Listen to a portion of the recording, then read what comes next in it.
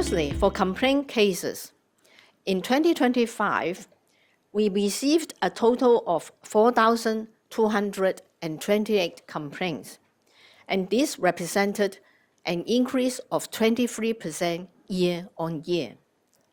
And if you take a look at the green part of this slide, which shows the number of non-doxing related complaints, you will see that there was an increase of 31% year-on-year.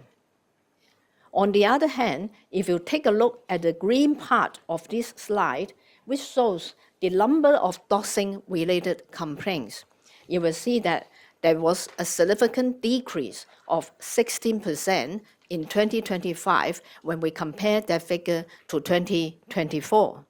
For public inquiries, we received a total of 17,691 public inquiries last year, representing a slight decrease of 2% when compared to the figure for 2024.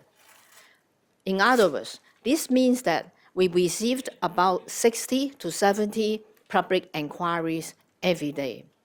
And the inquiries mainly related to the collection and use of personal data. In particular, the collection and use of Hong Kong ID card numbers and also Hong Kong ID card copies. The other inquiries were about our complaint handling policy, the access right in relation to personal data, and the right to correct personal data, the handling of personal data in employment cases, and also the installation and use of CCTVs. For last year, we also received 1,163 inquiries related to the suspected personal data frauds, and the figure was more or less the same as that of the year before. For data breach incidents, you will see from this graph that in 2025, we received 246 data breach notifications, and this represented an increase of 21% year-on-year. However, if we compare this figure, 246, to the figure for 2023, you will see that there was a rise of over 56%. Out of the 246 cases, 81 cases involved hacking, and this accounted for about 33% of the total number of cases. You will see from the pie chart to the right of this graph that another 22% related to the loss of documents or portable devices. And the other causes of data breach incidents included inadvertent disclosure of personal data by email, post, or fax, employees' misconduct, and also system misconfiguration.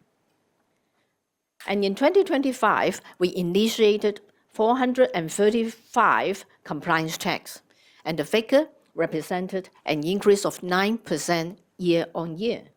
As regards the handling of doxing cases, last year we handled a total of 308 doxing cases, representing a decrease of 30% when compared to the figure for 2024.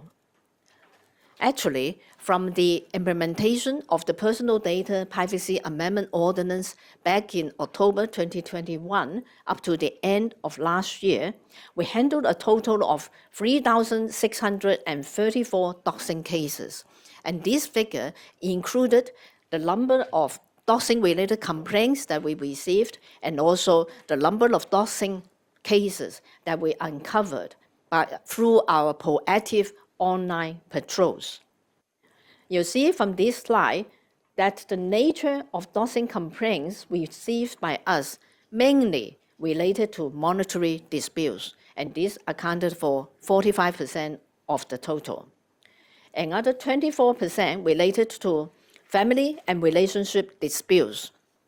And it is particularly noteworthy that political disputes only accounted for 1.3% of the total number of cases. And I would say this is a record low over the past 4 years. In 2025, as regards criminal investigations, we initiated 147 criminal investigations, and we refer 47 cases to the police for further follow-up actions. The reason why we have to refer some cases to the police is because under the Privacy Ordinance as amended, we have to refer the more serious doxing cases to the police.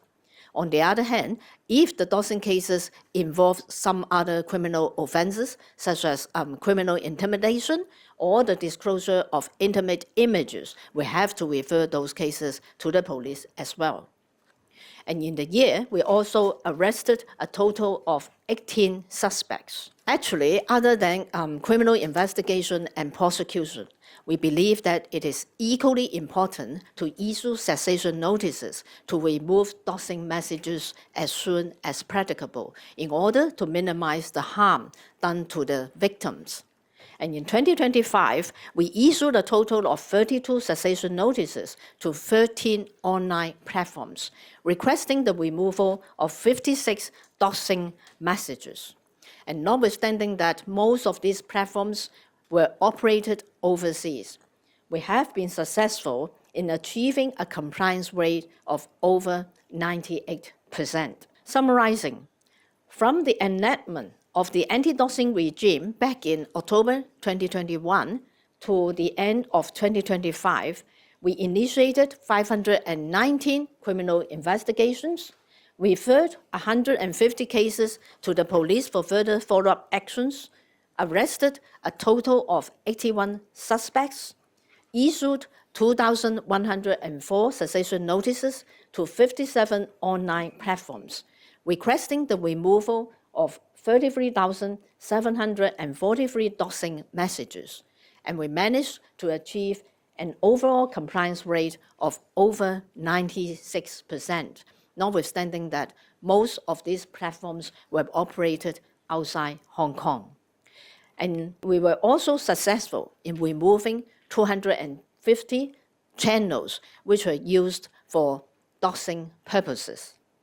In conclusion, I would like to say that over the past 4 years, as a result of our robust enforcement actions, enhanced publicity and promotion efforts, as well as a more congenial atmosphere in the society, unlawful doxing acts have greatly reduced. And you can see from this graph that there has been a significant decline both in the number of doxing complaints that we received and also in the number of doxing messages that we uncovered online through our online patrols. If you take a look at this slide, the green part shows the number of doxing-related complaints that we received. The figure dropped from 630 complaints back in 2022 to 299 complaints last year. And this represented a significant drop of over 50%. On top of that, if you take a look at the blue part, which shows the doxing cases uncovered by us through our online patrols, the figure dropped from 1,134 cases to 9 cases for the whole of last year. And the drop was over 99%. So I would say that the statistics fully show that our enforcement efforts over the past 4 years have been very effective.